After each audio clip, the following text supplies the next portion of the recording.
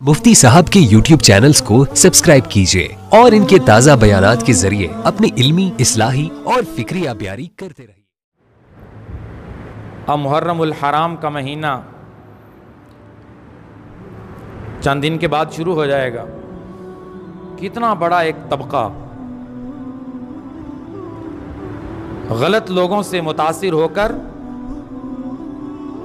बिदआत और रसूमात के अंदर मुब्तला होंगे कि जो अमल उनकी तरफ से आता है, जो वो करते हैं, ये भी उस पर अमल कर रहे हैं, जबकि उनके अमल सरासर शरीयत के खिलाफ, बिदआत और रसूमात, इसके अलावा कुछ नहीं है।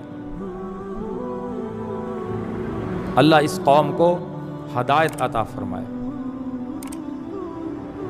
इल्म ना होने की वजह से जहालत हर घर के अंदर है,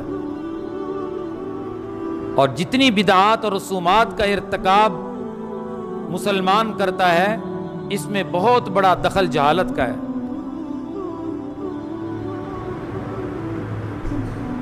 हम मुहर्रमुल हराम शुरू होते ही पहली बिदअत कि लोग कब्रिस्तानों का रुख करेंगे, और पहली गलती ये करते हैं कि मुहर्रम के महीने को गम का महीना समझते हैं। अब ये मुहर्रमुल हराम एक आज़मत वाला महीना है, एक एहतराम वाला महीना है, और उस महीने को गम का महीना बना दिया। अब ये बिदअत है, इस्लाम से इसका कोई ताल्लुक नहीं है। अहले रवाफिज ने इसे गम का महीना कहा, मुसलमान भी गम का महीना कह रहे हैं कि मुहर्रमुल हराम में शादी ना करो। क्यों भाई? इसलिए कि गम का महीना है। हजरत सैयदना हुसैन रज़ी अल्लाह ताला अन्हु की शहादत है। इस्लाम की तारीख में कोई दिन, कोई महीना, कोई साल तो दिखाएं जिसमें कुर्बानियों की दास्तान रकम नहीं की गई। कोई महीना दिखाएं जिसमें सहाबा ने बड़ी बड़ी कुर्बानियां पेश नहीं की। 18 ज़िलहज्जा को, इस महीने की 18 तारीख को, किस कदर दामादे रसूल सैयदना उस्मान गनी रज़ी अल्लाह ताला अन्हु को मजलूमाना तरीके से शहीद किया गया। जुल्म सितम के उन पर पहाड़ तोड़े गए। अब ज़िलहज्जा को कोई गम का महीना नहीं कहेगा।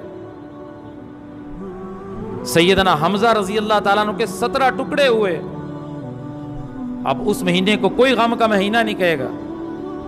जो उन्होंने कह दिया, हमारी आवाम भी उसके पीछे है। किसने कहा कि मुहर्रम में शादी ना करो? कौन सी हदीस में, कौन सी कुरान की आयत में किसी सहाबी के मसले की बात के अंदर इसकी कोतायद मिलती हो?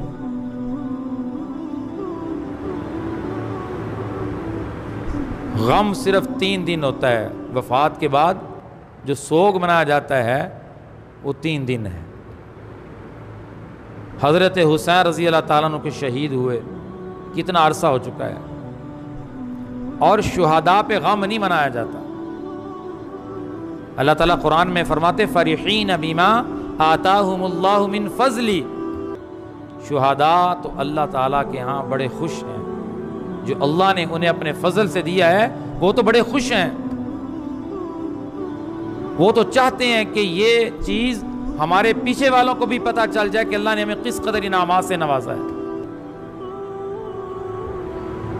तो मुहर्रमुल हराम को गम का महीना करार देना, ये एक बिदअत है जिसका इस्लाम से कोई ताल्लुक नहीं है। और इसी गम की वजह से मुहर्रमुल हराम के महीने को कब्रिस्तान में हाजिरी का महीना समझते हैं। मर्द क्या, औरत क्या, कब्रिस्तान भरे हुए हैं, और वहां जाकर मर्द औरत का इख्तिलात होता है। कब्रिस्तान जाने वाली औरत पर अल्लाह के नबी की तरफ से लानत है। उस पर लानत बरसती है जो औरत कब्रिस्तान जाती है, और वहां जाकर کتنے کتنے غلط عملوں کا ارتکاب ہوتا ہے، اللہ تعالیٰ مسلمانوں کی سے حفاظت فرمائے۔ ہر سال محرم اور حرام کا مہینہ آنے سے پہلے ضرور بیان ہوتا ہے کہ امت مسلمہ کو، مسلمانوں کو بتایا جائے کہ تم جس رستے پر چل رہے ہو یہ رستہ گمراہی کا رستہ ہے۔ صرف یہ نہ سمجھو کہ اس میں حرج کیا ہے، بس یہی بات زبان پہ، حرج کیا ہے؟ یہ حرج نہیں ہے کہ اللہ کے نبی کے دین میں اضافہ ہو رہا ہے، کہ ایک نئی چیز کا اضافہ کیا جا رہا ہے، یہ حرج ہی نہیں ہے۔ اللہ کے نبی اس پر جہنم کی وعید سنا رہے ہیں۔ میں اکثر کہا کرتا ہوں کہ کتنے اچھے کام ہیں مسلمان نہیں کرتا، حالانکہ کر سکتا ہے، اختیار میں ہے، نہیں کرتا۔ پوچھا جائے کیوں نہیں کرتے؟ خود اپنی زبان سے کہتے ہیں کہ ثابت نہیں ہے، رسول اللہ صلی اللہ علیہ وسلم سے ثابت نہیں ہے، آپ نے نہیں کیا۔ ہماری آذان کا اختتام لا الہ الا اللہ پر ہے، اب محمد الرسول اللہ، کیا غلط جملہ ہے؟ کتنا خوبصورت جملہ ہے، کتنا پیارا کلمہ ہے، اتنا عظمت والا کلمہ ہے کہ محمد الرسول اللہ پڑھنے سے ایمان کامل ہو جاتا ہے۔ لا الہ الا اللہ پڑھے، محمد الرسول اللہ پڑھے، وہ مسلمان نہیں ہے۔ لیکن آذان کے اختتام پر کوئی مؤذن محمد الرسول اللہ پر آذان کو ختم نہیں کرتا۔ ہر مؤذن کی آذان لا الہ الا اللہ پر ختم ہوتی ہے۔ عبداللہ ابن ام مکتوم مسجد نبوی کے مؤذن تھے، ان کی آذان لا الہ الا اللہ پہ ختم ہوتی تھی۔ حضرت بلال مسجد نبوی کے مؤذن تھے، ان کی آذان لا الہ الا اللہ پہ ختم ہوتی تھی۔ اور اگر آج کوئی اپنی آذان کو لا الہ الا اللہ محمد الرسول اللہ پہ ختم کرتا ہے تو سب اس کی طرف عجیب نگاہ سے دیکھیں گے اور پوچھیں گے تو نے آذان غلط دے دی۔ اب آگے سے وہ مؤذن کہے کہ میں نے کوئی غلط جملہ بولا ہے، اس میں حرج کیا ہے، تو سب اسے کہیں گے یہ بے وقوف ہے، سمجھدار نہیں کہیں گے، سب کہیں گے کہ اللہ کے نبی نے جو طریقہ آذان ہمیں سکھایا اور بتایا ہے وہ صرف لا الہ الا اللہ تک ہے۔ جملہ تو خوبصورت ہے، جملہ تو ٹھیک ہے، محمد الرسول اللہ کہنے میں کوئی حرج نہیں ہے، لیکن یہ مقام اور موقع نہیں ہے یہ جملہ کہنے کا۔ آذان کے اندر اللہ کے نبی نے اس موقع پہ یہ جملہ نہیں سکھایا۔ آپ صلی اللہ علیہ وسلم نے جو آذان امت کو سکھائی وہ لا الہ الا اللہ پہ ختم ہوتی ہے۔ اب ہر سمجھدار انسان اس بات کو سمجھ سکتا ہے کہ بات تو ٹھیک ہے، یہ کوئی دلیل نہیں ہے، یہ کوئی دلیل نہیں ہے کہ اس کام کرنے میں حرج کیا ہے۔ یہ بہت بڑا حرج ہے کہ تم نے دین میں اضافہ کر دیا، دین میں اپنی طرف سے ایک مسئلہ بنا لیا، تم نے قرآن کی صریح مخالفت کی ہے کہ اللہ نے حجت الوداع میں قرآن کی آیت نازل فرمائی تھی، الیوم اکملت لکم دینکم، آج کے دن میں نے تمہارا دین تمہارے لیے مکمل کر دیا۔ اللہ کا فرمان، اللہ کا قرآن دین کو کامل بتائے اور تم اضافہ کر کے اس بات کا اعلان کرو کہ دین کامل نہیں ہے، ابھی اس میں اضافے کی ضرورت ہے۔ تو محرم الحرام کے آنے والے مہینے میں ہمارے مسلمان، ہمارے اہل سنت کتنی بدعات کا ارتکاب اہل روافض سے متاثر ہو کر کرتے ہیں اور شرک کے اندر مبتلا ہو جاتے ہیں۔ تو قبرستانوں کا رخ کرنا، محرم الحرام کو غم کا مہینہ سمجھنا، محرم الحرام میں نکاح کو کرنے کو ناجائز اور حرام سمجھنا، یہ سب بدعات ہیں۔ برکت والا مہینہ نکاح کرو گے، برکت والے مہینے میں کرو گے۔ محرم الحرام احترام والا مہینہ، لوگ جمعے کے دن کہتے ہیں نکاح کرتے ہیں، بابرکت دن ہے، بابرکت دن کو ترجیح دیتے ہیں۔ تو محرم الحرام بابرکت مہینہ ہے، احترام والا مہینہ ہے، تو تو اپنے پروگرام کے لیے اس کو ترجیح دینی چاہیے، لیکن نہیں مانتے۔ غلبہ ان کا اتنا ہو چکا ہے، غلبہ ہو چکا ہے۔ میرے نبی نے فرمایا تھا میری امت کے 73 فرقے ہوں گے۔ اب کوئی یہ نہیں کہہ سکتا کہ وہ جنتی فلاں جہنمی، وہ جہنمی فلاں جنتی۔ پھر پتہ کیسے چلے گا اہل حق کون ہے؟ پتہ کیسے چلے گا؟ رسول اللہ صلی اللہ علیہ وسلم نے علامت بتا دی، نشانی بتا دی۔ اس علامت کو دیکھتے ہوئے جس گروہ اور جس جماعت میں، جس مسلک میں یہ علامت اور نشانی ہے، وہ حق پر ہے، وہ حق پر ہے، وہ حق رستے پر ہے، وہ ہدایت پر ہے۔ ما انا علیہ واصحابی، یہ علامت بتائی رسول اللہ صلی اللہ علیہ وسلم نے کہ جو میری سنت کو مضبوطی سے پکڑے گا، جو میری سنت کا اہتمام کرے گا، علیکم بسنتی، تم پر میری سنت لازم ہے، اور واصحابی، میرے صحابہ کی سنت پر عمل کرے گا۔ جو میرے رستے کو اختیار کرے گا، میرے صحابہ کے رستے کو اختیار کرے گا، یہ حق والے ہیں، یہ کامیاب ہیں، یہ جنت اور ہدایت کے رستے پر ہیں۔ اب جس میں یہ علامت نہیں ہے، سمجھ لو وہ دوسری لائن میں ہے۔ جس کے دل میں صحابہ کا بغض ہے، ایک صحابی کا بغض رکھنے والا بھی رستے سے ہٹا ہوا ہے۔ تو محرم الحرام کی بدعات کتنی اہل سنت کے اندر رواج پکڑ چکی ہیں، اور یہ میں نے بار بار کہہ رہا ہوں، یہ سب چیزیں وہاں سے آ رہی ہیں، ان کا اثر قبول کیا جا رہا ہے، جبکہ ہمیں اپنا اثر دینا چاہیے۔ اور تیسری بدعت جس کا ارتکاب اہل سنت بھی کرتے ہیں کہ اس میں خاص طور پہ اس مہینے کو کھانے بنانے کا اور تقسیم کرنے کا مہینہ بنا لیا ہے، اور سبیلیں لگانے کا، سبیل لگائی جائے، لوگوں میں چیزیں تقسیم کی جائیں۔ اور آپ کو پتہ ہے کہ اہل روافض سبیل کیوں لگاتے ہیں؟ سبیل اس لیے لگاتے ہیں کہ یہ حضرت حسین کی نیاز ہے، حضرت حسین کی نظر ہے،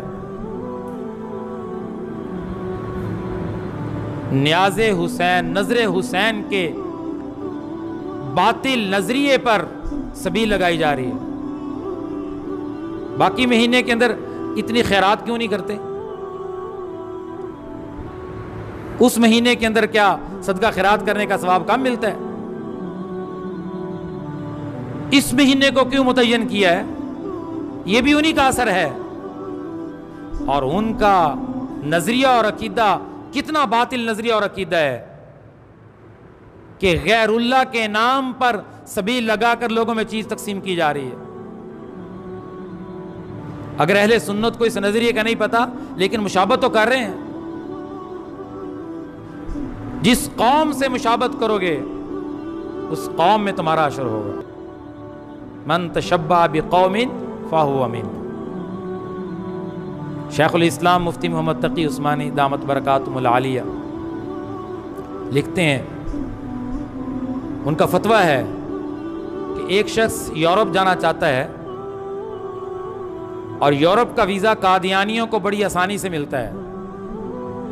یورپ جانے کے لیے وہ اپنے آپ کو قادیانی لکھواتا ہے کہ میں قادیانی ہوں، صرف ویزے کے حصول کے لیے، تو کافر ہو جاتا ہے۔ زبان سے اس نے کفر نہیں کہا، دل سے کفر نہیں کہا، زبان سے بھی اقرار کرتا ہے، دل سے بھی اقرار کرتا ہے، لیکن اپنی نسبت ان کے ساتھ جوڑی ہے، اسلام سے فارغ ہو گیا ہے۔ اپنے آپ کو اس نے کافر کہا ہے، لیکن زبان سے کہتا ہے کہ میں زبان سے بھی ایمان رکھتا ہوں، دل سے بھی رکھتا ہوں. ویزے کے حصول کے لیے اپنی نسبت ان کافروں سے جوڑتا ہے تو انہی کی صف میں چلا جاتا ہے، ایمان سے ہاتھ دھو بیٹھتا ہے. اب کوئی کہے اس میں حرج کیا ہے، تو حرج نہیں ہے کہ ایمان ہی چلا گیا ہے. تو محرم الحرام کی تیسری بدعت سے آگے بڑھ کر شرک ہے. حرمت علیکم المیتۃ والدم ولحم الخنزیر وما اہل لغیر اللہ، تم پر حرام ہے ہر وہ چیز جو غیر اللہ کے نام پر تقسیم کی جائے یا غیر اللہ کے نام پر ذبح کیا جائے.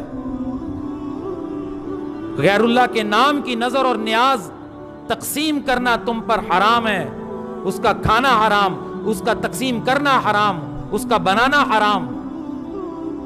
نظر صرف کس کی ہوتی ہے؟ اللہ کی ہوتی ہے. نظر کس کے نام کی ہوتی ہے؟ اللہ کے نام کی ہوتی ہے. نیاز کس کے نام کی ہوتی ہے؟ اللہ کے نام کی ہوتی ہے.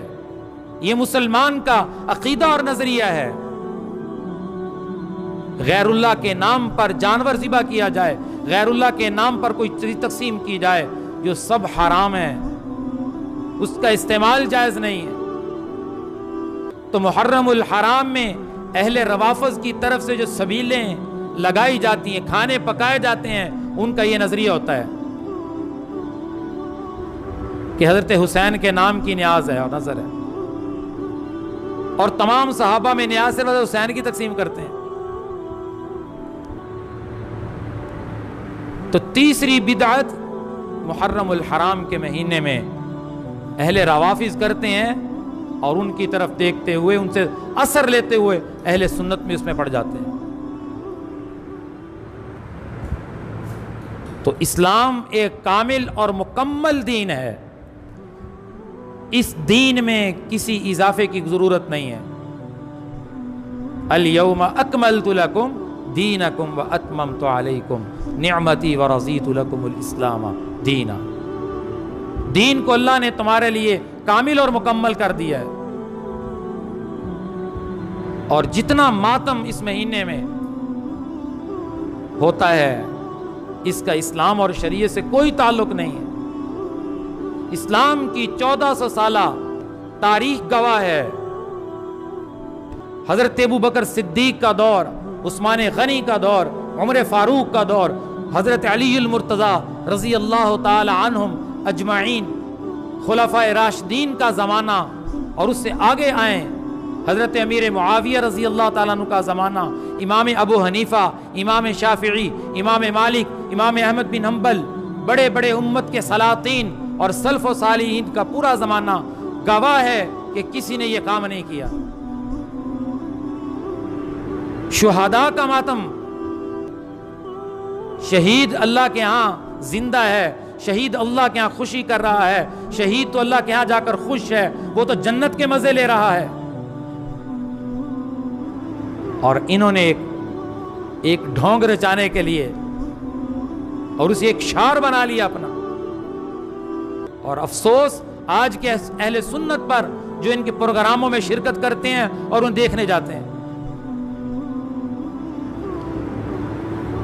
اہل سنت کی عوام ان غلط بدعات کے پروگرام میں شرکت کرتی ہے.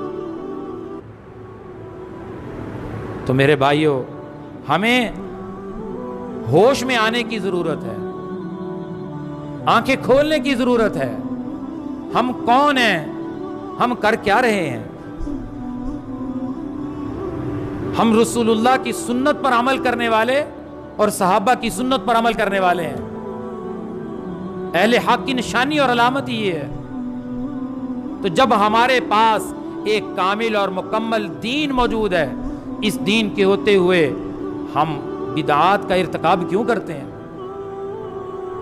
جبکہ ہر بدعت گمراہی ہے اور ہر گمراہی جہنم میں لے جانے والی ہے. کبھی یہ نہ کہیں کہ اس میں حرج کیا ہے، کبھی یہ نہ کہیں عمل بڑا خوبصورت ہے، عمل بڑا اچھا ہے. عمل میں جتنی خوبصورتی ہو، جتنا عمل اچھا لگے، لیکن اگر وہ دین میں اضافہ ہو رہا ہے، اور اس کا ثبوت شریعت میں نہیں ہے اور اس عمل کو دین سمجھ کے کیا جا رہا ہے وہ بدعت ہے اور اس کا ٹھکانہ جہنم ہے۔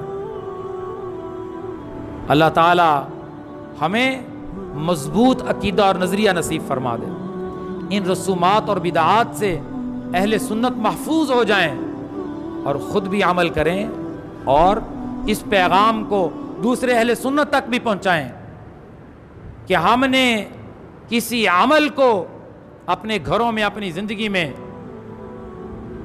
اختیار نہیں کرنا جن میں غیروں کی مشابہت لازم آئے۔ اب محرم الحرام کا مہینہ آئے گا، لوگ سیاہ لباس پہن لیں گے۔